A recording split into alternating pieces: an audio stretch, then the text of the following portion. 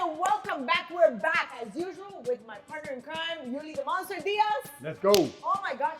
Oye, it was incredible night of boxing. Well, bare knuckle in Myrtle Beach. It was great. It was our first time there. We had an amazing crowd. Everybody showed up, and the fights, they never disappoint. I always tell everybody, do not blink. And you know, we actually made it after flight delays, flights canceled. Yeah. So I know you were not feeling too hot, but we make it happen like we usually did. And guess what? Who took care of business in our very first fight?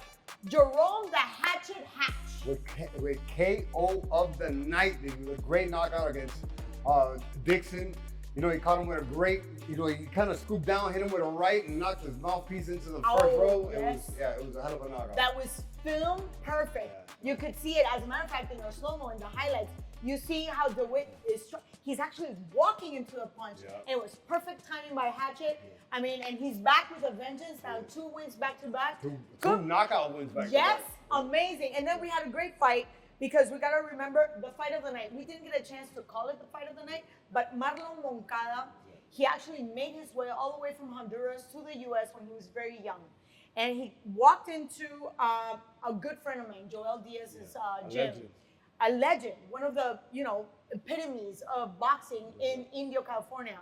Not in his best moment in life. He was actually contemplating suicide, and he brought it back, and he took a win, and it was a great win. He went toe-to-toe against somebody that we know, Isaiah Williams. But moreover, he was so humble. He was so humble. He was humble. He was great. He actually got dropped in the first round, showed a ton of heart, got back up. His face was all cut up. They tried to stop the fight at one moment. Doctor came in the ring. He didn't want to stop the fight, continued on. Isaiah Williams got gassed out towards the end and was just taking damage, and Moncada got to finish the fight. And I was so happy for him. You know, he was just so happy. It was really like, basically, he just started fighting 2 years ago. It's kind of like his real like pro debut here. It was at a bare knuckle, and he did amazing. I was happily surprised because once I saw that it was pretty shut, and he was taking some serious blows. So 2 things. We know he can dig deep. Right. Not only in the mighty TRIGON, but in life. Those are, I'd say, paramount tools in life in general. That's to be able to dig deep and understand, I'm having a bad time now, maybe tomorrow, but it doesn't mean it's always going to be a bad time. That's right. And you know what? I always say this, and I think he could use it as well. Fighting saved my life, you know? So I guess it looks to me like fighting saved his life. He was in a bad spot, started training. He's only been training for 2 years. You know, got his bare knuckle debut and got fight of the night on his debut. That's amazing. So congratulations to Moncada and Joel Diaz. Welcome to BYB BKB. Yeah. But our main event, the Hawkins, the Cub Hawkins. My goodness. He is clinical. He is precise. He just literally, he didn't need to use power. He was the smaller guy in the TRIGON, yet it was all about the movement. All about the movement. He didn't stop moving his feet. He was, you know, on his bike all around the ring, and whenever he got a second, he'd touch.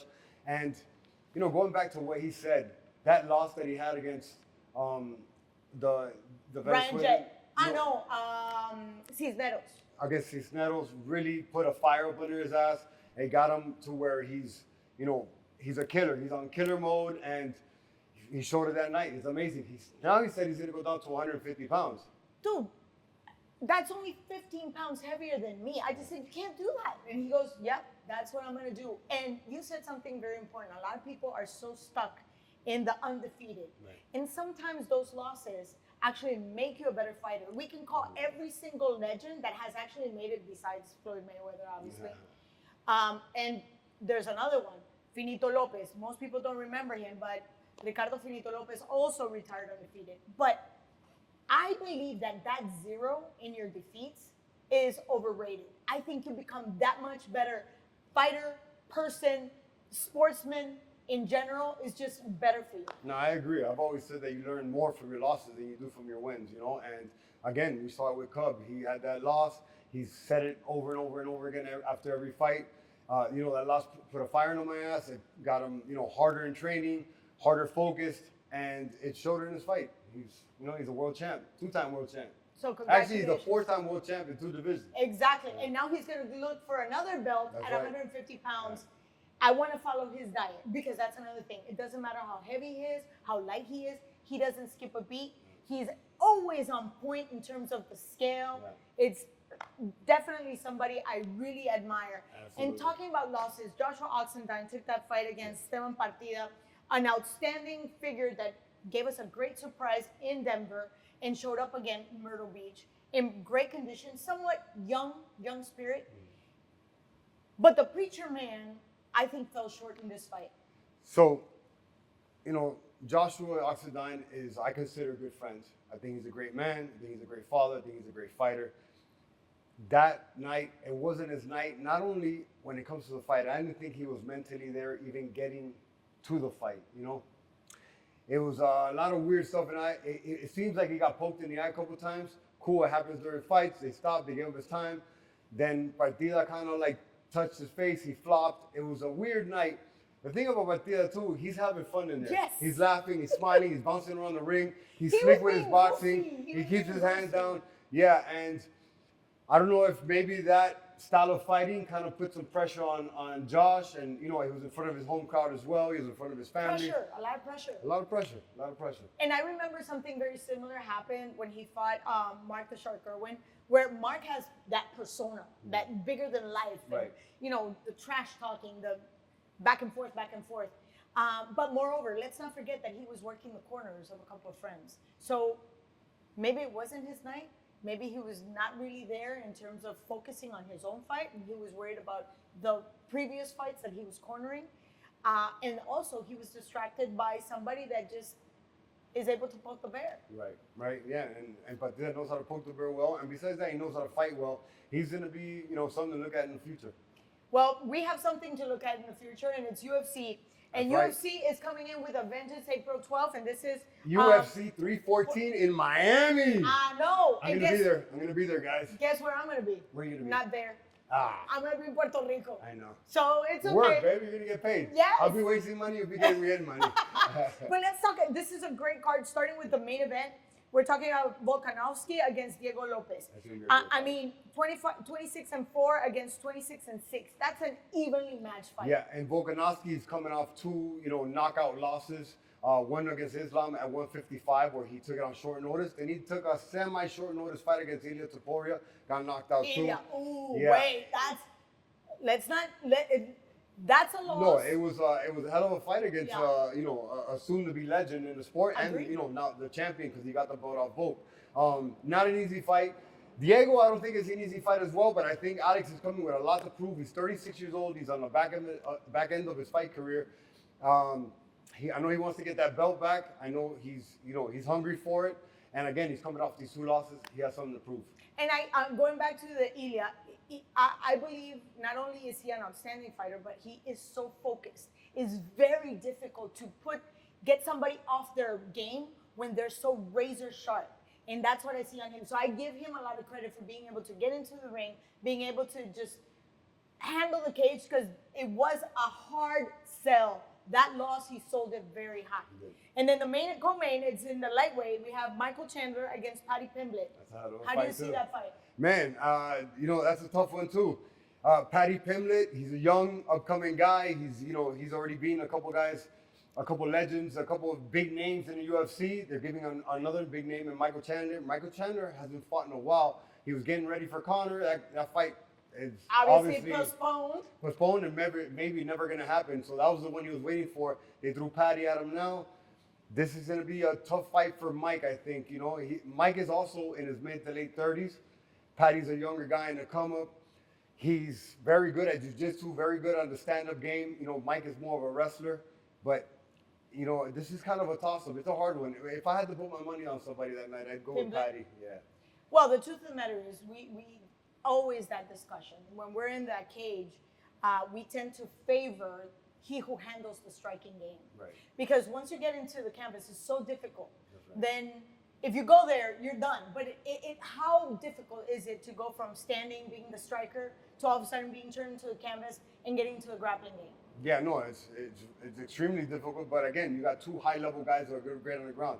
Michael Chandler, a well-decorated wrestler. You got Paddy Pimblett, a well-decorated jiu-jitsu and stand-up guy. So, again, it's a toss-up, but if I had to go with money, I'd put it on the younger guy. All right.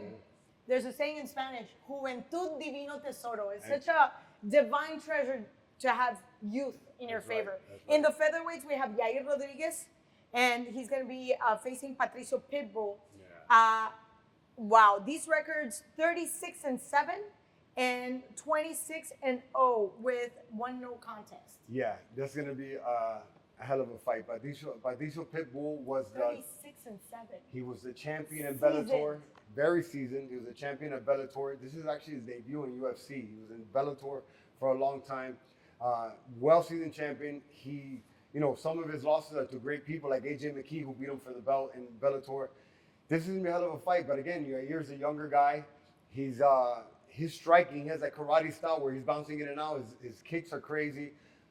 Patricio in his late 30s as well. If I had to put money on this one as well, I gotta go with the younger guy, Yair Rodriguez. Oye, ¿qué pasa con los viejitos? Hey, I'm the older guy when it comes to the fighting. And you've taken some serious wins. I have, but when it comes to UFC and it's mixing everything together, I think it's a different dynamic, But again, Patricio without the experience might pay off in the end. I'm telling you, there's a reason why we always talk about that wolf with el colmillo retorcido. That only comes with experience because, while that young calf is just coming at you, the bull has been there and come back. That's So, right. and guess who's coming back? Who's coming back? May 31st, we're going to have Gustavo Trujillo back in the Mighty Trigon in BYB, BKB, and this time he's going to be facing Sokolovsky. We know him very well, and Trujillo is on a mission.